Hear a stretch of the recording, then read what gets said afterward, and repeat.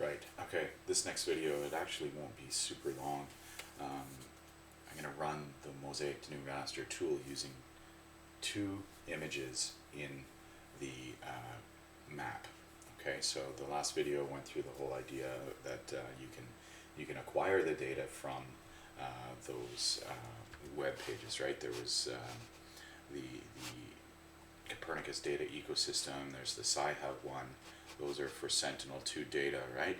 And what we're trying to do, right, is we're trying to track the fires in Quetico Provincial Park that happened in the 2021 year, right? You can see that there's those. There's another big one over here, but it was in 1995. Okay, so anyhow, in ArcGIS Pro, we need the geoprocessing pane, and that's to be found on the View tab, right? The Map tab has all these things here. If we go to the View tab, we can open up the geoprocessing pane right here. You can see I've already started to search for the tool that we need, Mosaic to New Raster. That's the tool. If you open it up, in class we talked about how there's parameters and environments. The parameters are basically the inputs and describing the inputs and also describing the output. It's kind of like the input parameters and the output parameters are where you have to give it a name and a place to live, right? Once the algorithms and the geoprocessing has been completed. So let's talk about the input rasters first, because that's what we need. You can drag and drop if you want, and you can also see that in the contents pane, I've actually grouped some together. This is the 2022 0620, so the June 20th image. I call it a single image because it was all captured in one swipe, right? Remember in the browser here, right? This is all one image, right?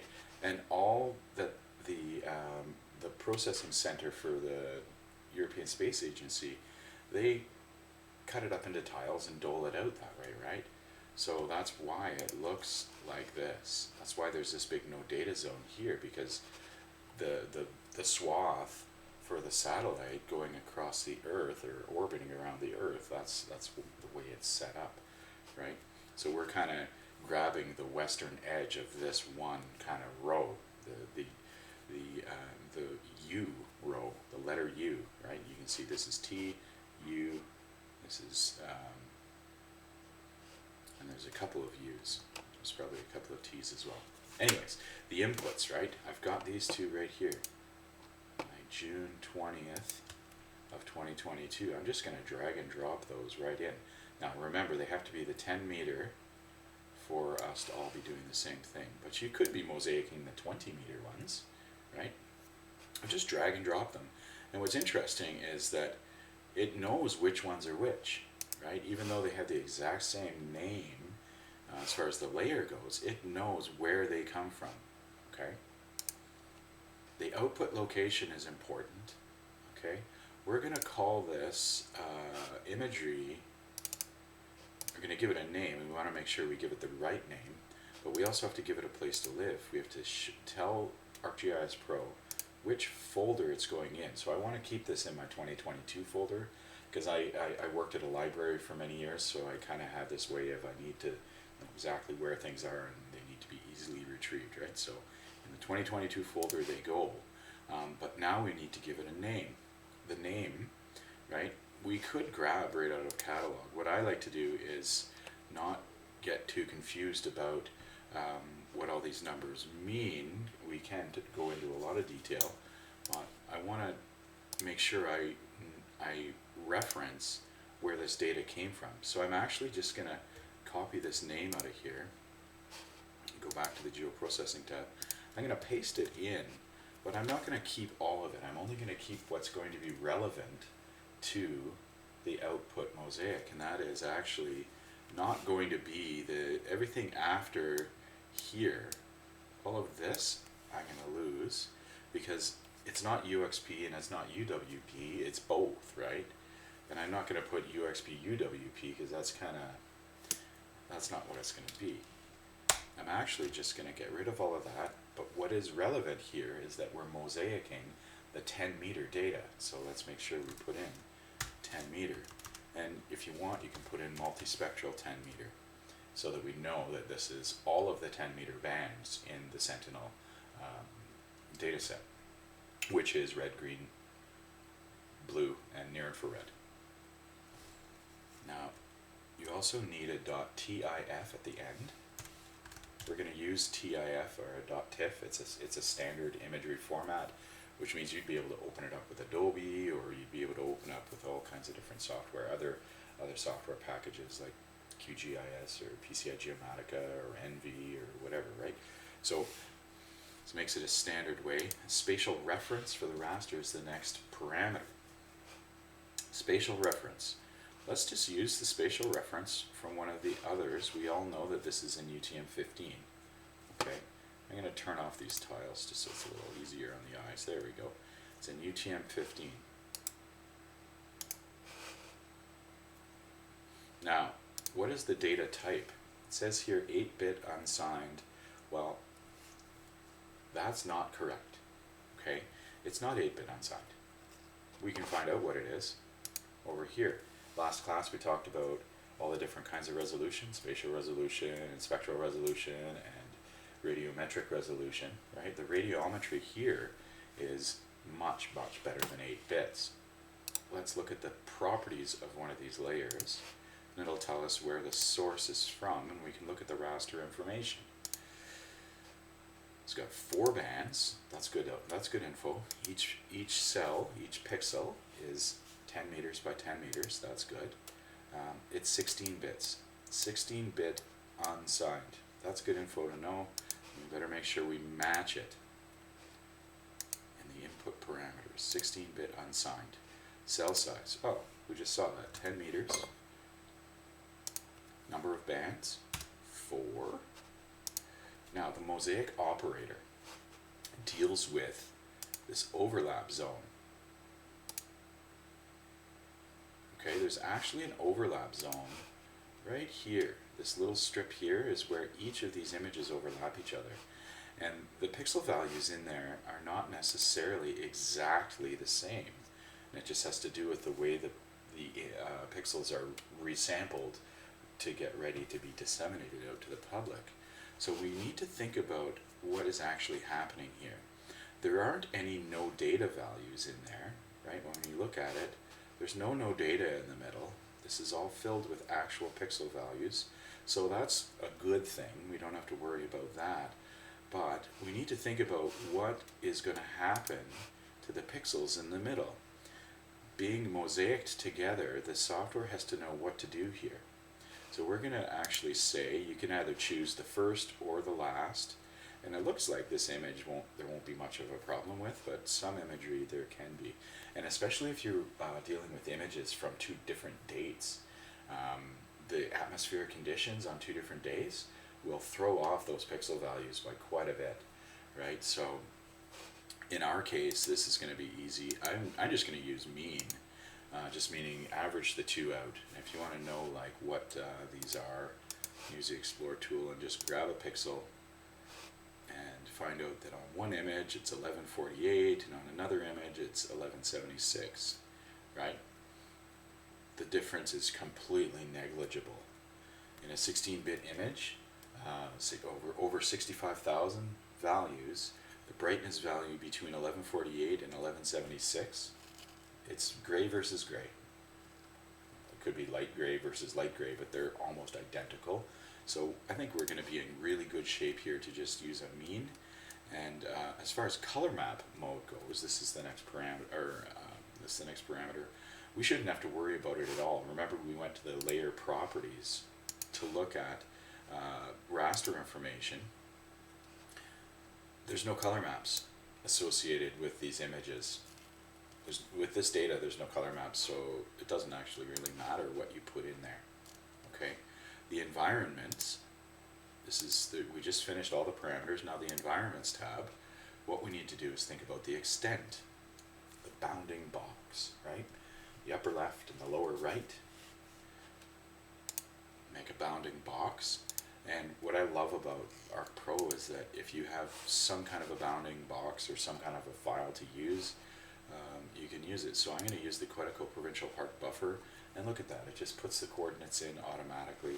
If I wanted to, I could pull them from the bottom there. You can see we're roughly almost 5.4 million meters from the equator at the top here at the north end, right? And you can see all of that is reflected. Parallel processing. Do you have a computer that can make this go faster? I'm going to use 16 cores. Pyramids. Now we're kind of at the easy part, because this would be review. This is continuous data, so use bilinear, please. This is going to be resampled. Resample it using a bilinear method. Bilinear is best for continuous data. Compression type, I want you to use a lossless compression, so the image doesn't degrade as you zoom out. LZ77. And the resampling method down at the bottom, please use bilinear. There it is. Now the no data value thing at the bottom, we don't have to worry about, because within the boundaries or the extent of the park, there aren't any no data values to deal with. And you can see that there are different ways to deal with no data values, these black values. It's like, well, which pixel do you pick? Do you pick the maximum? Do you pick the minimum? Do you blend between two, and so on? These are not rules for the overlap zone. These are rules for the no data, and we don't have to worry about it. If you look at what none means, it just means that there are no rules in place, and because you don't have to worry about it, okay? You may have to look deeper into how to deal with no data values if you have them in the overlap zone between images that you're trying to mosaic. Okay, that's all I'm going to do. I should be able to run the tool. You can double check the parameters to see. Nothing jumps out at me as being an issue. Got the image name and the place, inputs, and everything looks good. I'm going to run this, and you're not going to have to watch it run. I'm going to run it and pause the video, and then it'll just be like magic. All of a sudden it'll be done. So I'm going to hit this run button and see what we get. Okay, looks like it's running. We'll see you literally in 1 second. Right. All right. So there it is. I actually took a break and came back, but the processing itself, we can look at see how long it took. It took my computer 1 minute and 42 seconds. That's not a big deal, right? It really isn't a big deal. That's actually not a lot of time. I have another mosaic that I've been playing around with lately. I'm trying to get something decent for Sault Ste. Marie, and you can see here these tiles are Sentinel tiles, except they're in UTM zone 16, and these are the TFT, TFS, TFR, TGT, TGS, TGR. Right, that's the location. You can see for this mosaic, I actually was required to pull from 4, almost 6 images. Okay, in catalog, right, you can see my Sault Ste. Marie folder. I've got these 6 images here, and they're from 2021 06/16. Right, so remember, there's these factors that affect or that influence spectral response, right? In other words, when there's clouds, your images aren't going to be great, because you'll have to deal with a challenge of symbolizing and getting these pixels to look good, right? If there's a bunch of clouds, you're going to have a lot of brightness that's just, making it difficult to make the images look good. So finding cloud-free images is a challenge, right? And that's why we spent a lot of time doing it. We've learned about the Landsat, and we've learned about Sentinel data, right? So these are amazing skills. And now that we have this mosaic, you can see that it's clipped right to the outside boundaries of Quetico Park, and we can get rid of these others. I'm going to get rid of this one as well. And what we're left with here is this image. But how do we make it look like this, like it's clipped, right? Well, what that is it's just another step. It's kind of redundant, but in my opinion, it's totally worth it. I'm going to right click on this image, this mosaic. I'm not even going to bother symbolizing it yet. And I'm going to go Data, Export Raster. And that's going to open it up for me to be able to maintain a clipping extent of this park boundary in my output raster. Okay, it would be lovely if the mosaicing operation would allow you to do that, but because of the resampling that goes on and mosaicing and all of the blending across images, it's just too much for that operation. So there's a general and a settings. This is almost like parameters and environments, right? The image that we are going to export is in the actual contents pane. And now we need to give it an output location and a name. So I'm going to give it the same name, except I'm going to put something else in here. I'm going to call it Quetico PP. That identifies the park boundary, right? So I've added that to the name, and the output format is a TIFF or a TIFF, right? You can also see that there's all of these other different formats, these other imagery formats. There's all kinds of them, right? I do prefer TIFF because it's very standard. We don't have to worry about the UTM zone because it's just going to use. We would only have to worry about it if we wanted to transfer it into a different UTM zone, and sometimes you do need to do that if you're working with imagery that's right on the edge between two UTM zones, and it's like, which way do you want to rotate the thing, right? The clipping geometry is next.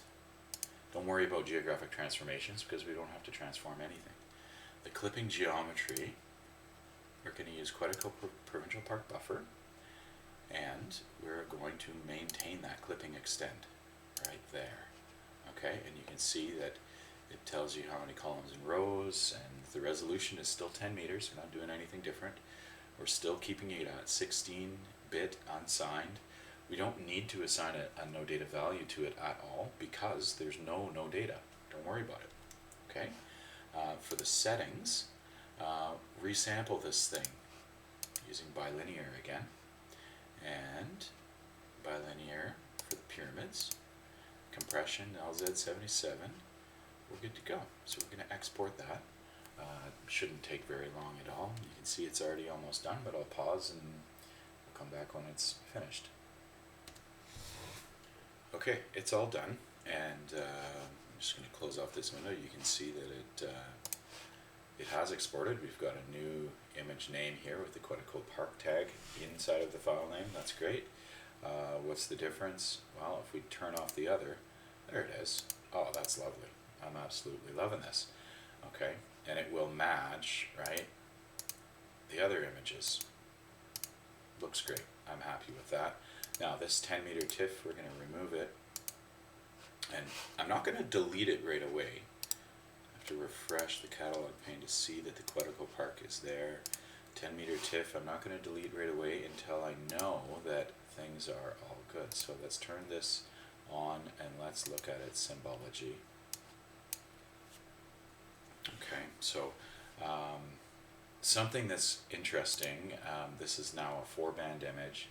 Unlike the Landsat imagery, where you can see like whether it's shortwave infrared or near infrared and so on, this imagery just, when you mosaic it together, you lose a little bit of the metadata, which is frustrating, but if I do find a way to keep the metadata in using a mosaic function, I'll let you know, but this is the simplest way for us to work with it.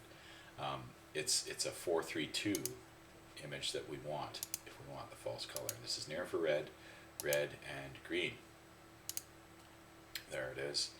Stretch type we'll use. This is review. Stretch type of percent clip. It looks gorgeous, nice and bright, but obviously things are a little overexposed here. So let's turn down the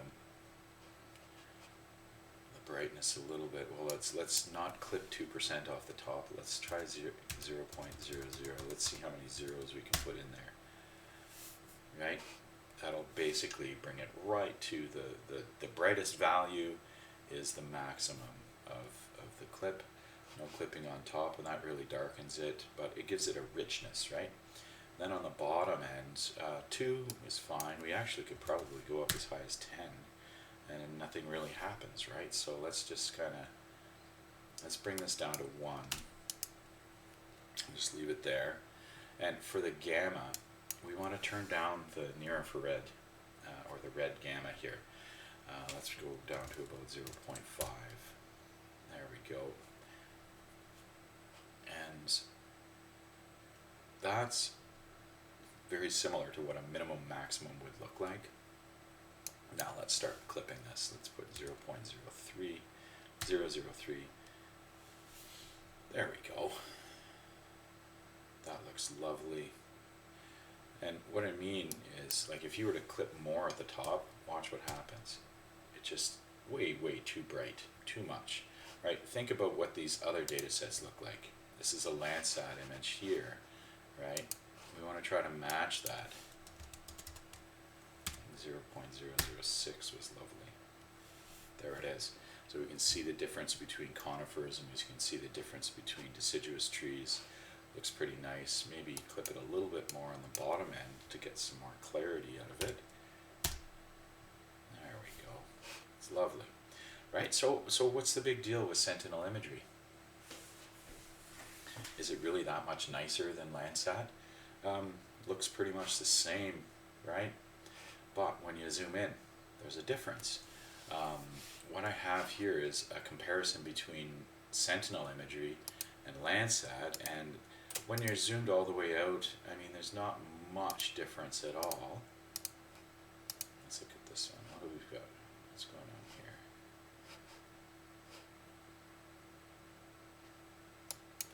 Just to make them look exactly the same. No, they're pretty close. Not much different. It's really hard to make them look exactly the same because they're flown, or they're from 2 different days. But at face value, from when you're zoomed out, they look very similar. I'm going to right click and go to 1:1 resolution and have a look at the pixels here on this Sentinel image. Now we're at a, and you know what, I'll even pin that. Turn this off so that we can just look at these pixels. They look fabulous, and we're zoomed in at 1 to 37,000, right? You could actually probably get away with going in even closer, right? Look at this. We're zoomed right in, and you can see how detailed and complex the boundary is on this forest fire. Right, there's a lot of surface area, so to speak. Right, that forest edge is very complex. So the stuff that's going to regenerate from after this forest fire is going to be really interesting to look at. So, but the difference between it and the Landsat imagery is, well, this is what the Landsat imagery looks like right here. Now it looks really similar, but there's degradation. It's not as crisp and as clear, right? And you can really see it once you get into areas like this, or just once you get into resolutions where you're at, a scale of maybe 1 to 20,000. The pixels really just start to make the imagery look meh, not so great. But when you look at the a Sentinel imagery at a 10-meter pixel, it's clear as a bell, and it's really nice. Now, 1 to 20,000, that scale, you're still zoomed out a fair amount, right? Like, we still would be floating fairly high up over the Earth's surface here if we were looking at it with our bare eyes. If you want to measure, how wide is this lake right here, it's about 350 meters, right? Like, that's still, we're still zoomed out quite a bit at 1 to 20,000, but the resolution still looks good. You can still keep zooming in, right? 1 to 15,000. I don't usually go beyond this on Sentinel imagery just because, right, you can see that, well, things are starting to degrade. But on the Landsat, even the pan-sharpened Landsat imagery, things are just not so great. Everything just starts to look really angular and jagged and pixelated, right? And the whole reason why I was looking for Sentinel imagery in 2022 that's cloud-free is because I want to map out this fire, right? The fire boundaries, and they are here. The M&R mapped them out, right? And if we look at them on the Quetico imagery, they did a pretty decent job, but did they? Look at this. Look at this boundary here. It's kind of like it's like it's been buffered and smoothed, and then they used the lakes layer to clip it out. The lakes layer was very accurate, but a lot of the boundaries in this fire are not as accurate as they could be. And we, as a group, are going to try to remedy that. Okay, it's kind of like the next challenge coming down the pipe. So, you know, like I said, you go into this fire zone and you're like, okay, well, what can we do to make this fire polygon make a lot more sense? Okay, and that's really it. We've got a lovely Sentinel mosaic, and we've got lots of resolution, and we've got a fire polygon here that tells us all kinds of information about when this fire happened and so on, but the spatial accuracy of it is not really the greatest, right? So we can do better, is what I'm trying to say, right? So there it is. I look forward to our next class together, and in our next class we're going to go from the whole tutorial side of things, and we're going to get into an assignment. The assignment is going to involve a mosaic, and some of you may already have done it, right? We're going to use Quetico Park. There's some other areas too. You're going to be required to mosaic, and you're also going to be required to start thinking about what the data that we're using actually means. Like, what do these pixel values mean? Where are there some different land features, right? Where are the lakes? Obviously they're the easiest, but what about hardwood forest, mixed wood forest, agriculture, coniferous forest, barren rock areas, and so on? What are some different polytype codes that the M&R puts out? What are they? What do they look like? And how can we get some meaningful information pulled from these rasters? Okay, that's where we're going next, and I look forward to it. All for now. Thanks. I hope that you find this video useful.